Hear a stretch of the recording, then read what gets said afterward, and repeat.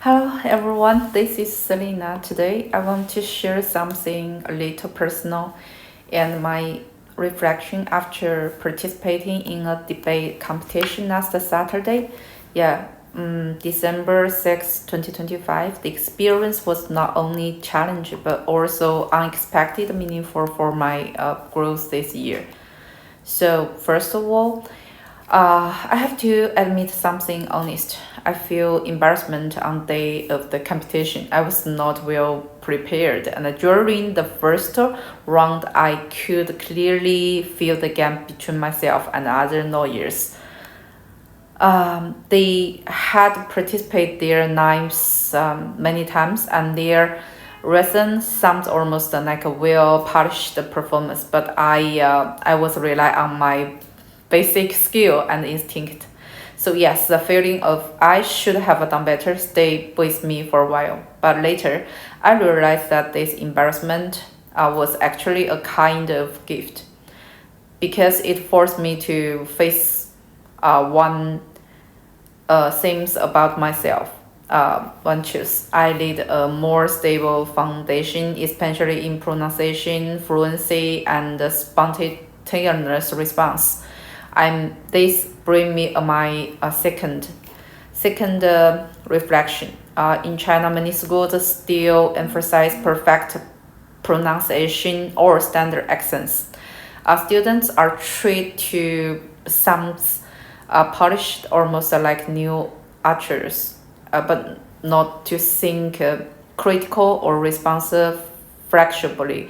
This creates a strange situation that means that their English sounds smooth, um, and it's very smooth, beautiful, but it is not necessarily nurture and it's not real.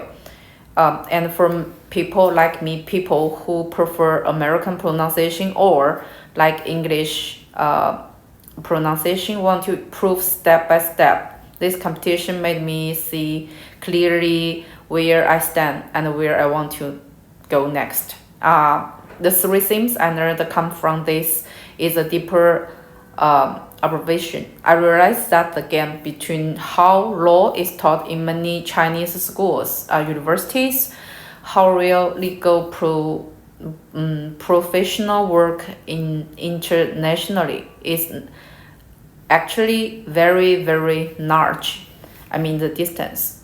Many university teachers here are limited real world experience. They are because they didn't go to the court. I mean, yeah, maybe, but a few. They teach from outdated materials, old cases, and something even imaged cases.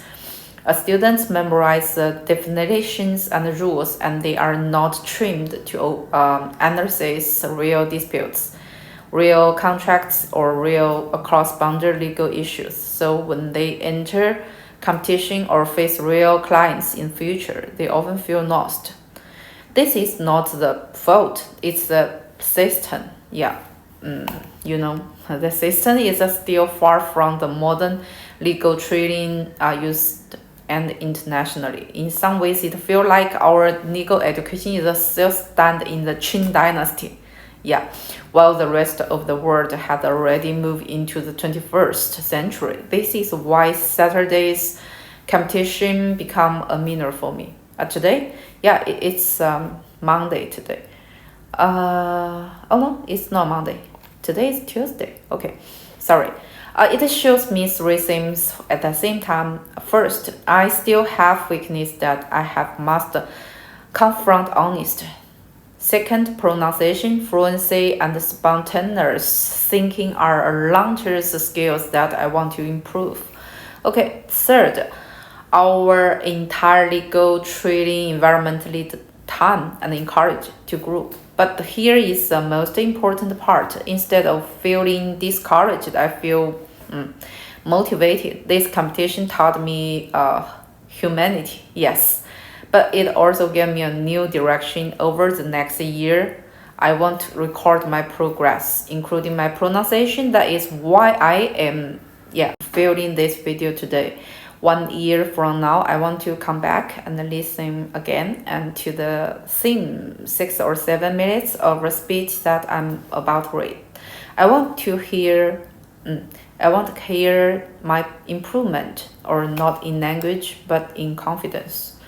So now I'm reading and statements from both rounds of the competition. So this is where my baseline recording, a start point for my next stage of my growth. Okay, this is my morning statements. This is my afternoon. So I want to read it again, and please, yeah, to listen or enjoy my pronunciation. Okay, Your Honor, may it please be the court. I'm Selena on behalf of the defendant. Issue A. The first issue is a jurisdiction, and our position is straightforward. The refund claim must be arbitrated before the HKIAC. First, the parties expressly agreed to submit these disputes of this nature to arbitration. The refund claim arises directly from the contractual relationship. Second, MOU, the SAA, the LTA, and the PLA operate as a one integrated agreement. When read as a whole, they form a unified contractual framework, and the arbitration clause extends to the refund dispute.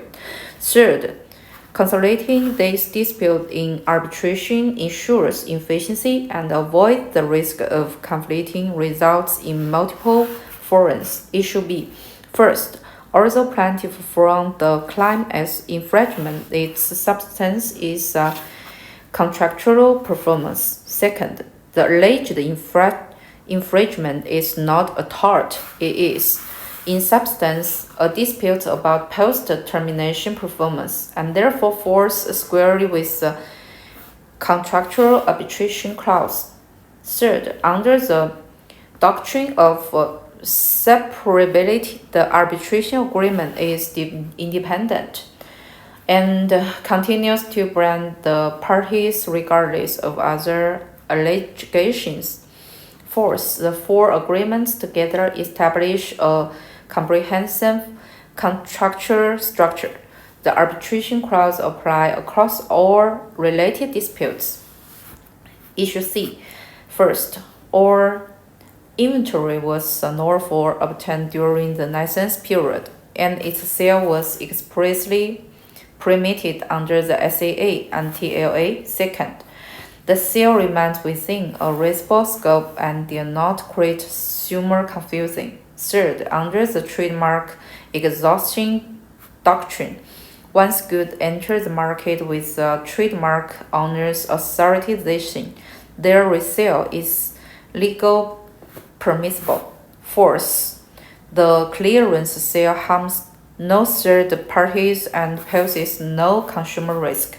Issue D. First, once a patent is invalidated, the PLA loses its legal foundation.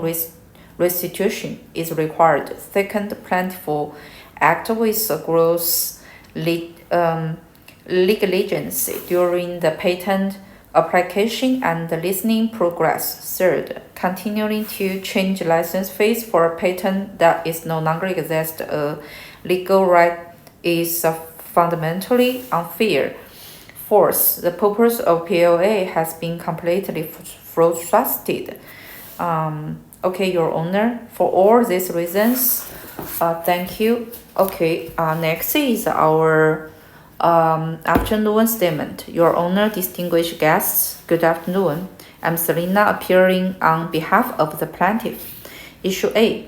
HKIAC lacks jurisdiction over the defendant's claim for refund of patent license fees. First, the exclusive jurisdiction clause of the PLA excludes jurisdiction of HKIAC. Second, the three agreements have their own dispute resolution mechanism respectively. The three agreements have their own dispute resolution mechanism respectively. These three agreements consider different matters and independent dispute resolution mechanisms. The contract does not require any pre-filling friendly negotiation force. Once SAA, TLA, and PLA were executed, the MOU no longer carry legal effect and cannot be used to invoke HKIAC jurisdiction. Issue B. The court at defendant's domicile has jurisdiction over the trademark infringement lawsuit filed by plaintiff. First, the alleged trademark infringement occurred entirely in country Australia. Second, the trademark infringement is not governed by the SAA. Third, no attribution agreement reached, so the parties have the right to file lawsuit. Issue C. Does the defendant continue use of plaintiff's registered trademark to sell inventory drug PF after expiration of trademark license agreement constitute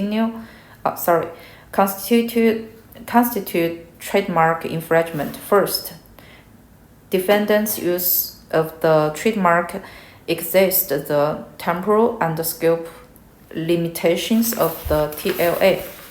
Okay, the next page. Second, defendant's post-expiration use lack plaintiff's consent or license. Third, defendant's use caused consumer confusing and damaged brand repute. Fourth, since defendant requests a refund of patent license fees paid, it's unfair and unreasonable not to pay trademark license fees. Fifth, the clearance special supply words cannot expect to exempt defendant from infringement liability. Issue D. First, no fund upon patent invalidity.